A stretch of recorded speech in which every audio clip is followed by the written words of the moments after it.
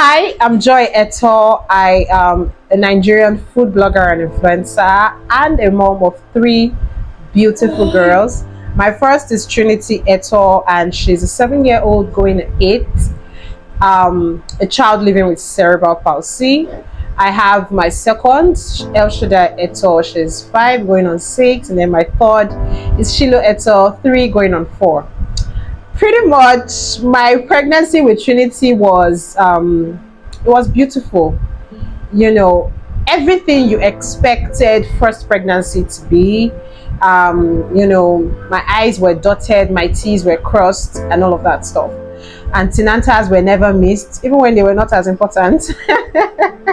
I went to every antenatal appointment. I ate right because I used to hear that first delivery they will cut you, and I didn't want all of that.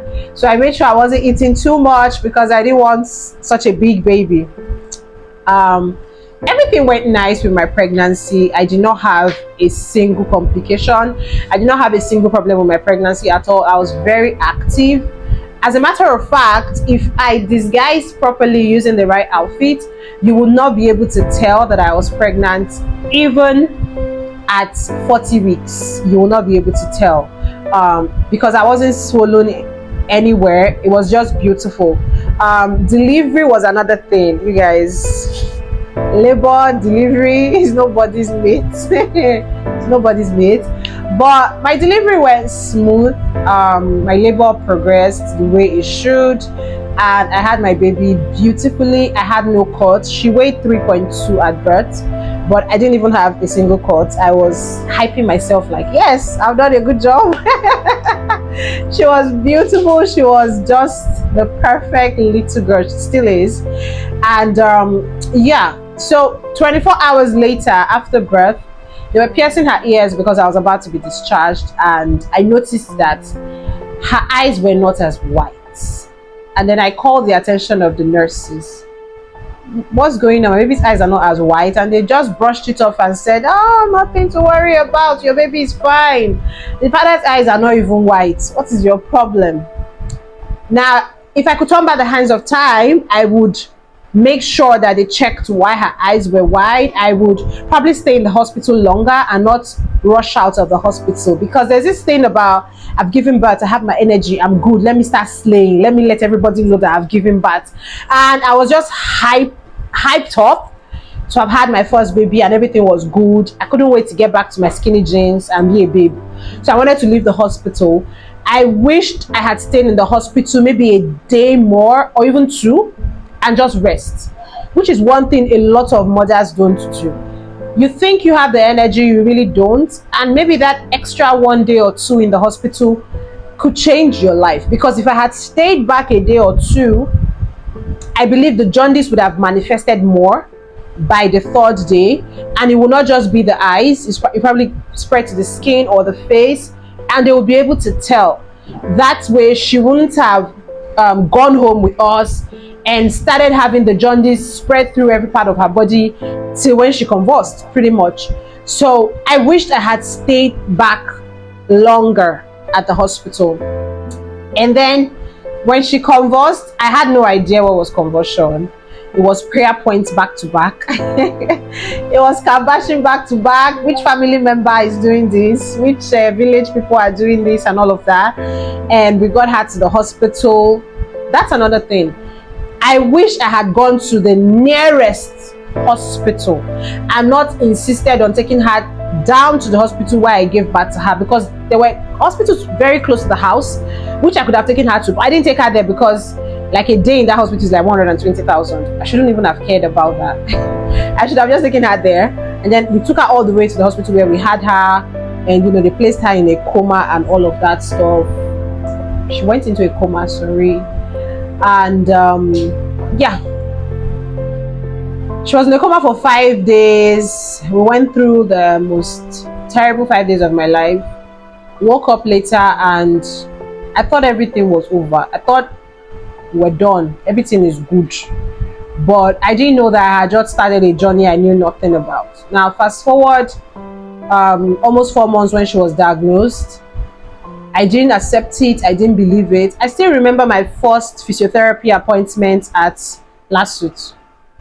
I got to the appointment very early because I was told to come very early.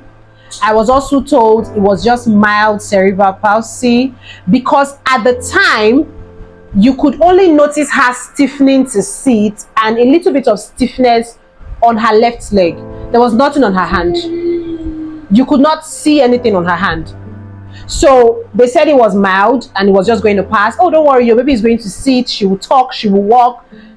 They didn't tell me the truth, which I feel like maybe they were trying to help me, maybe they were trying to ease me into it, but I would have preferred they told me the truth, because I ran with what they told me. It's mild, she's going to pass it, and I kept expecting an expiring date to what they said. It's going to pass, right? So when is she going to start sitting? When is she going to start talking? When is she going to start walking? So this thing can pass and I can move on with my life. But I had no idea what had just started, and I wish they had told me better. Now, I remember my first physiotherapy appointment. I was so early, I was so hyped, since she only needs a few sessions. Do you understand? So I took her there and the hall was packed with kids with special needs, from very severe to mild. I was just looking at children. I'm sorry. I was x-raying children, using my eyes to x-ray these children, and looking at Trinity and like, she doesn't look anything like them. She doesn't know, she's not doing that, she's not doing this. My baby is fine, there's nothing wrong here.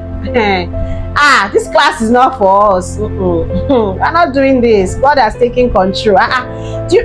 No, not my baby. No, not my daughter, you know.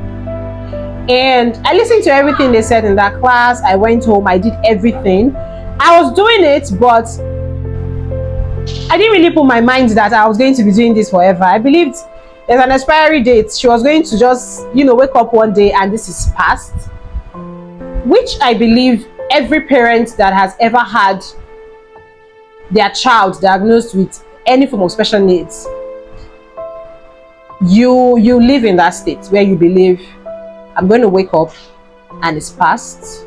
I'm going to pour the anointing oil on her. Don't get me wrong, there's a place of prayer, there's a place of grace, there's a place of faith, but oftentimes we confuse faith with foolishness.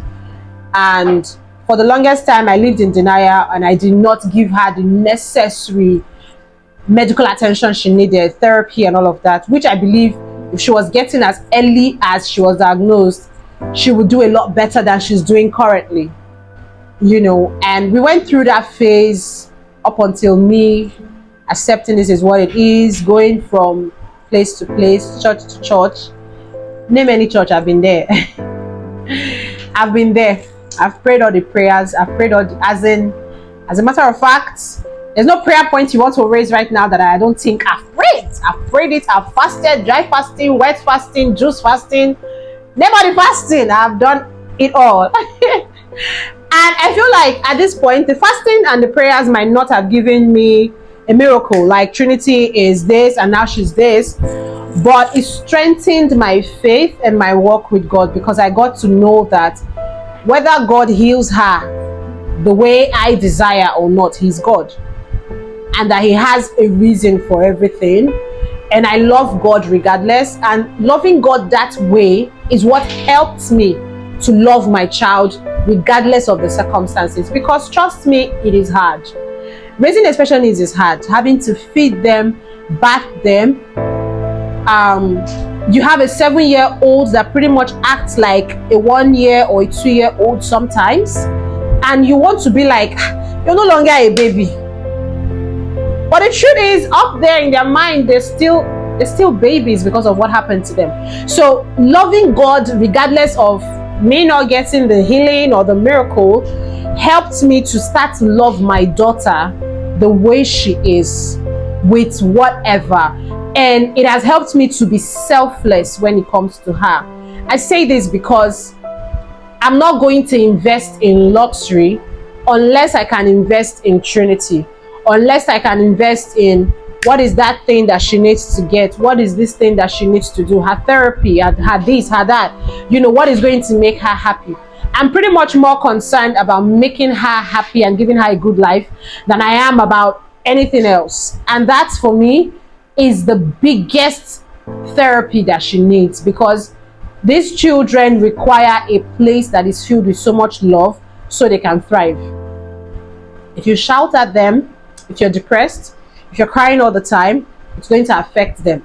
What it will make them do is just lock up themselves in their shells. They do not allow themselves to be who they are.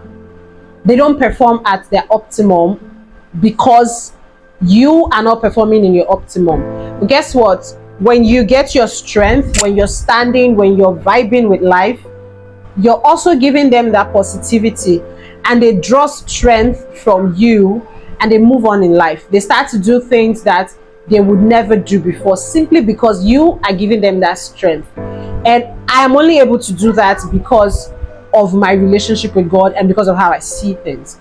So pretty much, if you are a special needs parent, if you just got the diagnosis, if you're just getting into it, I will tell you that the best thing you can do is not just look at God as a miracle worker. He will work miracles. I still believe in a miracle, but it's to see God as the one who created you and created that child for a reason. Because there's something I remind myself of every day. You see those cripples you see on the streets, on the roads begging, they were created just the same way you were created. There's absolutely nothing special about you that is not special about them. They are living the life that God has allowed them to live for a reason. You are living the life that you're living for a reason. Until I had a special needs child, I never appreciated the fact that I can sit down. It seems like it's normal, right? The child is 3 months, you put them to sit, and before they are 5 months, they're sitting unsupported. It seems normal. But you do not get to appreciate sitting down until you have had to train a child how to sit for 1 year and 2 months. Meaning, her age mates are even running around and she's still trying to sit. And guess what? She's not sitting upright. She's not sitting upright, but she's sitting. You know, it's a big deal. Living this life is not easy. You require support. If you can, it's going to be hard because a lot of people are going to run away from you. I had friends, family, everybody run away from me. As a matter of fact, I had somebody that told me, let's do away with this girl so you can go back to your regular life. You didn't go to school to have a certificate and not work and not live your life. Let this girl go so you move on. But I said, no, I'm not doing that. You know, it's not like I don't want to be free, if I should put it that way. But the truth is, you were chosen for this for a reason. We might never know the reason. It could just be to put a smile on that child's face. But it is for a reason best known to God. So if you are in this situation right now, I'll tell you, love your child, love God, love yourself, accept it. Even if you're praying for a miracle, even if you've been told, if I take this child to this man of God, it's just one laying of hands and it's over, no problem. But accept it. I started to read about cerebral palsy and I discovered that it is not a disease. It is not communicable. I have 2 other children after Trinity and there's absolutely nothing wrong with them. I'm not going to lie. When I was pregnant with my second daughter, I had severe anxiety. Like, if I have a headache, I will run to the hospital because I'm trying to make sure it's not something I did. It's not something I'm doing. I don't want this mistake to repeat itself again. I don't know if you understand me. So throughout my second pregnancy, I was walking on eggshells. I wasn't free as much as I should. I was going through a tough time, but at the same time, I had this fear within me that I did not want it to repeat itself again. And when I had my second baby, I stayed in the hospital for like 6 days, even though I didn't plan to. And it wasn't the same thing. It's not communicable. It's not a genetic thing. Okay, so it doesn't mean if you have a special needs child you're going to keep having them back to back. It doesn't mean anybody that comes in contact with that child is going to receive bad luck, which is something Nigerians, they treat these children like plague. They treat the parents of these children like there's something wrong with us, like it's a plague. If you come close to us, or if you let your children play with our children, something is going to happen to them.